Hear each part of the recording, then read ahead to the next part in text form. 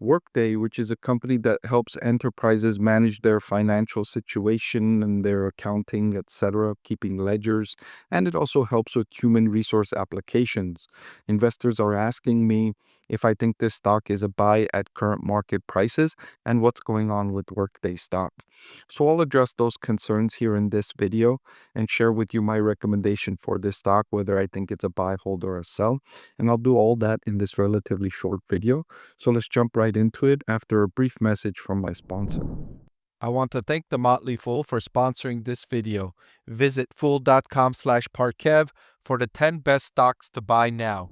Right, so in its most recently completed quarter, which the company reported its Q2 fiscal year 2026 results, and before you highlight the fact that I just said 2026 second quarter, companies are allowed to have fiscal years and fiscal quarters that are different from calendar years and calendar quarters. So you will oftentimes see these mismatches from corporations who utilize that privilege. So I was going to say Qualcomm because I just did a video about Qualcomm, but Workday reported subscription revenue in the second quarter was up 14% and total revenue was up 13%. In the US, second quarter revenue totaled 1.76 billion at 13% growth. International growth was up slower at 11%. This includes a 3% year-over-year impact from an increased mix of international partner deployments. So when Workday sells contracts through a partner, the actual average revenue is lower because the partner takes a piece of that transaction. So 12-month subscription revenue backlog of CRPO was 7.91 billion. That was up 16.4%. But more impressively, total subscription revenue backlog at the end of the quarter was up 18% and now is at 25.37 billion.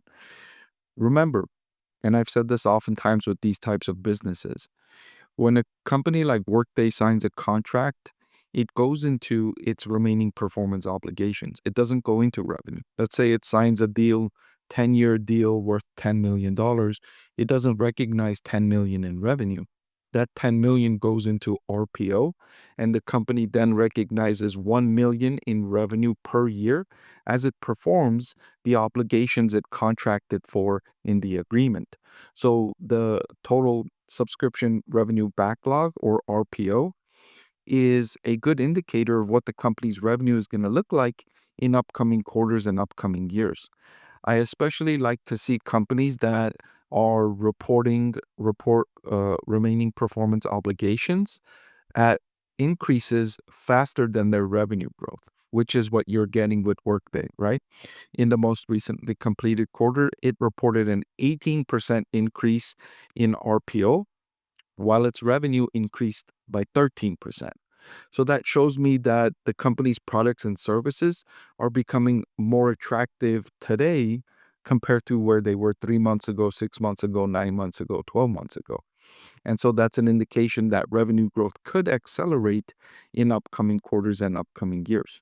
Certainly, the pressure is on the revenue growth rate increasing rather than the revenue growth rate decreasing. So that's a good sign. And that is something that I look for when I'm evaluating a business. In fact, I devote an entire chapter in my book on the customer value proposition. And this is one point of evidence I look for when I'm evaluating the customer value proposition. Another one I look for is gross revenue retention rates, which at 97% was not very attractive. I like to see revenue retention rates at above 100% because at 100%, that means an existing customer in their second year of service spent the same amount of money with you. Below 100% means they decreased spending with you. And that's usually a bad sign for the customer value proposition because if your clients are getting a good value in return for the service you're giving them, they're likely to at least maintain their spending, if not increase their spending, right? If you're spending somewhere and you feel like, man, I got good value for my money, you're thinking about spending more with that category. And that's a good sign of customer value. But for the number to be below 100% is a negative. So you get a mixed signal here from Workday. You get a really good number on the backlog, but you get a mediocre number or a slightly less attractive number on the revenue retention rate. By the way, this document I'm reading from is the company's most recently completed quarterly earnings call transcript with Wall Street Analyst. I'd made this highlighted document available for my channel members, and you can join for less than $5 a month. So the company went on to say that their operating income came in at 680 million. That makes a non-GAAP operating margin of 29%. Those are really strong margins, and that's a positive indication of the unit economics, which is another whole chapter in my book. So the company touches on a lot of the things that, as an investor, I find important, and I like when management teams elaborate on the things that they know the buyers of their stocks are interested in. So now that we looked at the latest performance highlights, let's look at valuation. And Workday is trading at a forward price to earnings of 24.72, near the lowest you've been able to buy this stock since January of 22. And since I see upward pressure on the company's revenue growth, I like the margins, the remaining performance obligations are strong. I like the stock right now at current market prices. So to answer the question, do I think it's a buy, hold, or a sell?